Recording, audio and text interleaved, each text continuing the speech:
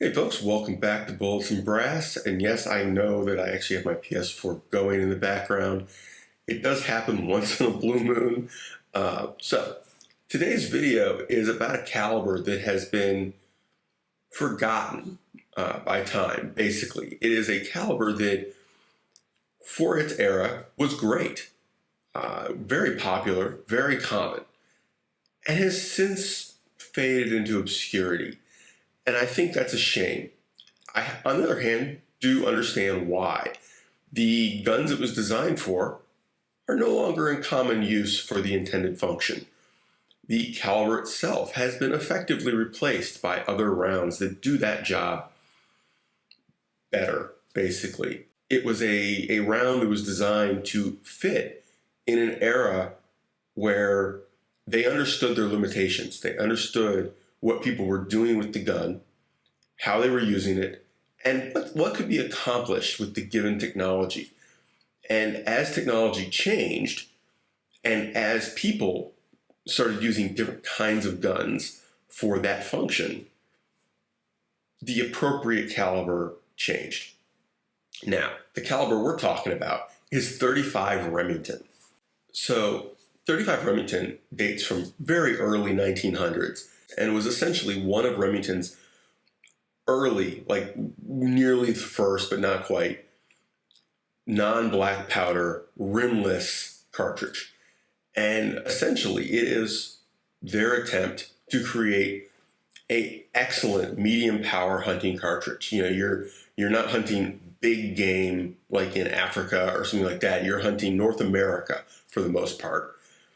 And they're trying to take advantage of modern technology. They're trying to take advantage of the concept of semi-automatic rifles, the ability to still use it in a lever action, bolt action maybe. Like they're getting away from that rim that limits how you feed and function that rifle.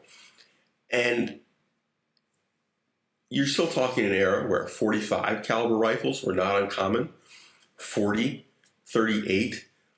So the idea of a 35, we think of that as a large diameter. That is a large caliber rifle.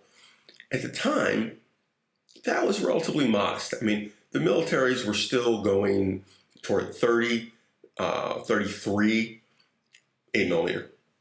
And the idea for them was they were figuring out the smokeless powder thing, right? They were figuring out that you can, at the velocities you can get, you really want a Spitzer bullet, right? But they hadn't quite gotten there yet. And .35 Remington is essentially, you could argue, the ideal hunting round in that niche, in that era. Wait, hang on, let me back up. Really crazy side note on this thing. It was originally introduced in a semi-automatic rifle in 1908. So yeah, the whole world is using bolt-action rifles, really clunky machine guns. Gatling guns are still a thing, manual crank or even some electric crank at that point. And then you've got Remington going, hey, all you hunters, guess what? Have we got a rifle for you? So yeah, semi-automatic, rimless, medium power. So we're talking something in the 308 range, right? It's really not a 308, but it's for the era what we would consider a 308. The 308 basically has a flatter, faster trajectory, better at longer ranges, but up close, because let's face it, most hunting happens at relatively short ranges. .35 Remington hits with a lot of authority. That big, heavy bullet really works. You don't need all the velocity at shorter ranges. So, in a brush gun, in a woods gun, this is still a viable option. But what's interesting is there's a generational shift. My generation and older, it's a gun. It's a thing we are aware of. .35 Remington, it was a thing. It was very popular. Now, if you ask most teenagers now, if you ask even 20-somethings now, unless they're into old guns or their father or grandfather had one that they used regularly as opposed to having relegated it to the back of the safe, they may not even be aware it's a thing. They might not be aware that that is a caliber. It would be like asking them about some obscure, French round or something. But on the other hand, if you ask my generation and older, hey, what was the big deer round from, your childhood? Oh, 35 Remington, 30-30 maybe, like those two existed in the same world, but 30-30 is less oomph. And it just is an interesting bit of history. So pressure wise, you're a little over 33,000. That's cup. So set by Sammy, little like 33,500. So you're not talking high pressure, but you're not talking low either. It's kind of floating around in that middle range like they intended. It was a mid-power cartridge. Weight-wise, 180, 200 grain bullets are pretty common. Basically, you're getting back to the Winchester-Remington wars, and the idea was Winchester has the 30-30. We have the 35. And bigger, faster, more power. It just is more without getting crazy. You're not talking a 45-70 here. You're still keeping it a little more modest. Realistically, this is a perfectly good round with modern ammo or even with older ammo on anything up through black bear, elk, moose. Honestly, I would put moose in the maybe category along with grizzlies in the maybe category. Honestly, I would want something with more penetration on them. But if you keep the range short enough, if you're talking 20, 30 yards, go for it. And realistically, that is not terribly uncommon. Hornady makes ammo for it in their Lever Revolution product line. So most of the guns for this were lever actions or tubular pumps even. They were not semi-autos. That was not a huge thing, but despite being the original one. So the lever action specific ammo, getting you that Spitzer bullet, brings this round up into the world of pretty dang effective. It is not a round that is obsolete in the sense that ballistically it doesn't do something that the modern rounds do that you need. At longer ranges, absolutely, there are better rounds. There were longer range, better rounds at the time. There were lesser recoiling rounds at the time. It fills a niche, and it still fills that same niche. So if you're looking for something a little different, something just to spark some conversation at hunt camp, maybe you're my age or a little older, and you kind of want to reconnect with, say, your dad, and kind of remind your kids that, hey, it doesn't always have to be the latest and greatest. This old stuff does something too.